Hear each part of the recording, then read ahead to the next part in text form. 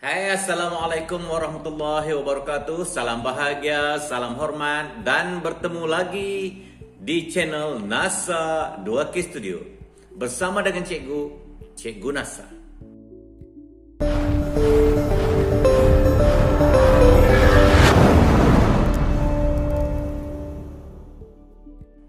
Alhamdulillah kita dapat bersama-sama lagi untuk meneruskan kesinambungan pembelajaran bahasa Melayu tahun 3 sempena dengan pembelajaran kendiri di rumah. Pada kali ini kita akan meneliti pula apakah tajuk yang terdapat pada buku teks muka surat 76 dan buku aktiviti pada muka surat 83 dan 84. Cikgu mengharapkan agar anak-anak telah pun bersedia dengan kedua-dua buku yang telah cikgu nyatakan. Kalau semuanya telah bersedia, jom kita mulakan.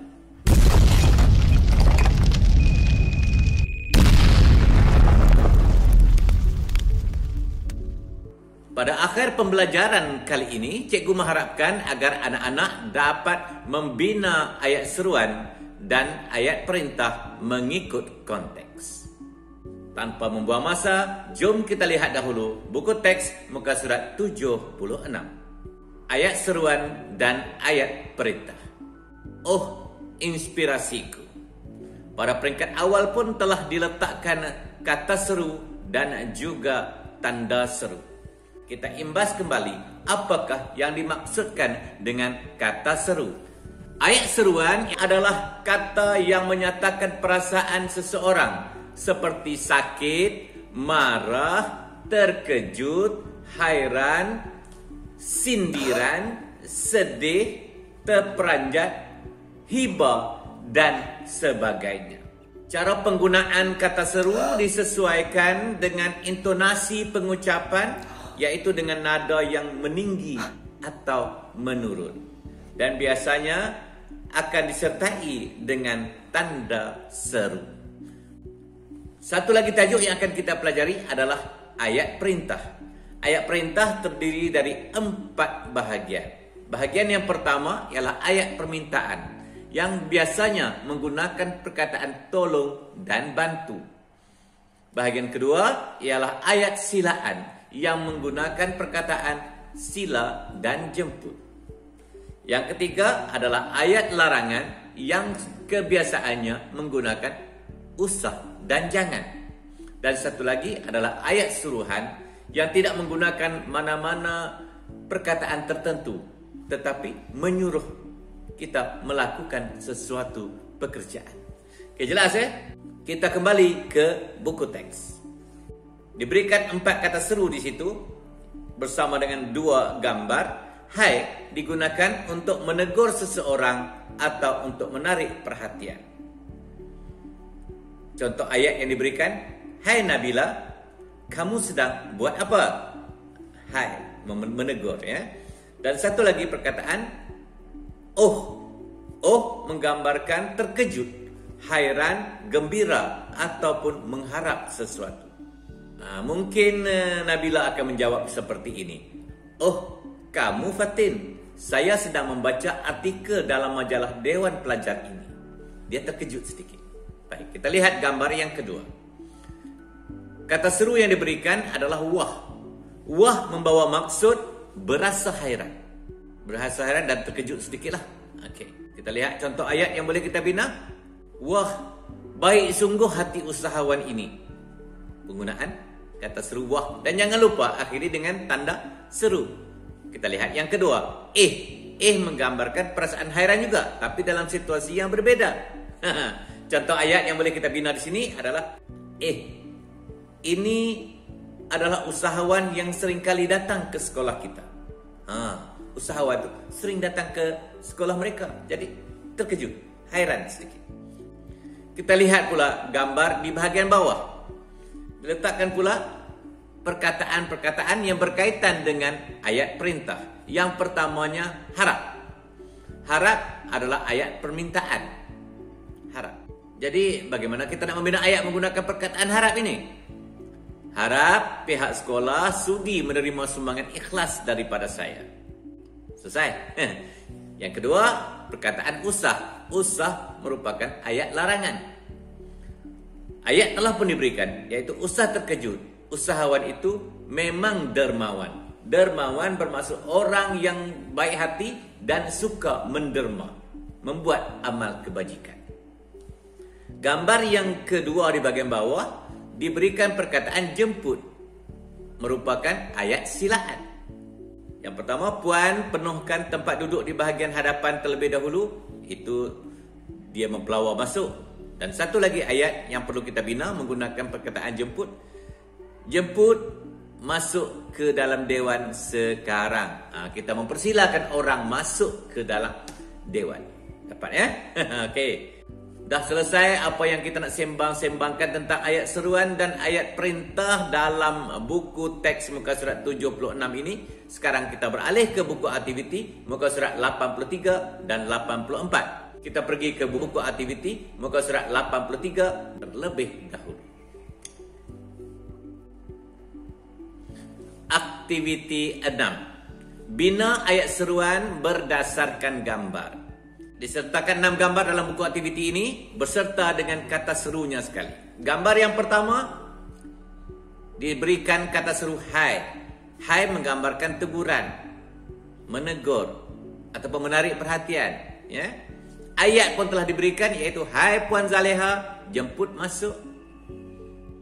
Dah diberikan di situ. Baik, kita lihat gambar yang kedua. Amboi adalah kata seru yang diberi. Amboi menggambarkan tentang rasa kagum. Jadi bagaimana ayat yang boleh kita tulis? Amboi, cantiknya pakaian-pakaian di butik ini. Pada kali ini cikgu nak bagi jawapan penuh. Kamu salin sahaja dan kamu cuba memahaminya. Gambar yang ketiga. Kata seru yang diberikan adalah wah. Wah menggambarkan perasaan hairan. Jadi bagaimana ayat yang kita boleh bina? Wah, warnanya sungguh menarik. Jangan lupa letakkan tanda seru di bahagian belakang dan selepas kata seru letakkan tanda koma, ya. Okey, gambar yang keempat. Nah bermaksud memberi sesuatu ataupun menghulur sesuatu ataupun menghunus sesuatu. Nah, ini adalah gambar-gambar fashion terbaru dari butik kami. Dia tunjukkan gambar-gambar fashion yang terbaru lah, yang terkini. Ya, okey. Gambar seterusnya, gambar yang kelima. Menggambarkan perasaan hairan. Pakaian dari butik ini juga dipakai oleh artis ternama. Maknanya di sini artis-artis terkenal pun membeli pakaian daripada butik itu. Hebatlah kan? Sebab itulah kita jumpa gambar yang terakhir. Dia menggunakan kata seru syabas, iaitu mengucapkan tahniah, rasa gembira, rasa puas, memuji. Syabas, produk dari butik Humaira sungguh berkualiti. Okey, selesai. Selesai. Kak, cikgu dah memberikan jawapan yang lengkap. Kamu cuma perlu salin saja. Sekarang kita beralih ke buku aktiviti muka surat 84. Jom. Aktiviti 6, bina ayat. Kita baca dahulu. Usahawan nira kelapa pandan. Nira adalah cairan manis yang boleh diperoleh dari tandan bunga ataupun mayang dari keluarga palma seperti enau, kelapa, kurma, nipah dan sebagainya. Manakala kelapa pandan adalah sejenis kelapa yang ditanam untuk tujuan dijadikan air minuman. Sedap, manis dan wangi. Baik, kita teruskan pembacaan kita. Alia dan rakan-rakannya telah melawat ke Institut Penyelidikan dan Kemajuan Pertanian Malaysia, MARDI. Mereka ke sana untuk mendapatkan maklumat tentang fungsi MARDI dalam usaha membantu usahawan tani. Diberikan 4 gambar dan 4 perkataan supaya kita menggunakan perkataan-perkataan itu membentuk ayat perintah. Yang pertama, sila. Kita lihat ada murid yang sedang beratur, jadi bolehlah kita bina ayat. Sila beratur sebelum masuk ke ruang pameran. Ayat silaan. Okey. Kemudian gambar yang kedua. Perkataan yang diberikan adalah tolong.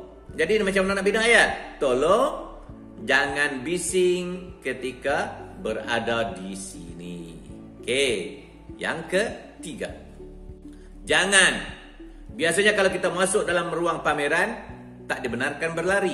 Jadi bolehlah kita bina ayat, jangan berlari di dalam ruang pameran. Nanti berlanggar dengan bahan-bahan pameran, jatuh. Siapa yang susah? Kamu juga yang susah dan cikgu-cikgu. Ya? Dan gambar yang keempat dan terakhir, harap. Harap adalah ayat permintaan. Bolehlah kita membina ayatnya seperti ini. Harap cikgu dan murid-murid berpuas hati dengan layanan kami. Dah. Ke semua latihan yang kita buat untuk kali ini, cikgu beri jawapannya terus. Memandangkan agak sukar untuk kamu membina ayat tanpa bimbingan cikgu di sekolah. Namun, cikgu amat mengharapkan agar kamu dapat mengkaji, meneliti, mengulang kaji secara lebih mendalam supaya kamu lebih memahami apa yang dimaksudkan, dan cubalah buat latihan-latihan sendiri bagaimana cara kita nak membina ayat seruan dan ayat perintah ini.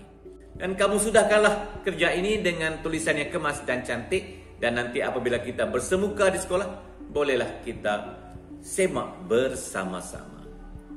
Okey, cikgu rasa setakat ini dahulu pembelajaran cikgu untuk kali ini. Sampai kita jumpa lagi untuk tajuk-tajuk yang lain pula. Assalamualaikum warahmatullahi wabarakatuh.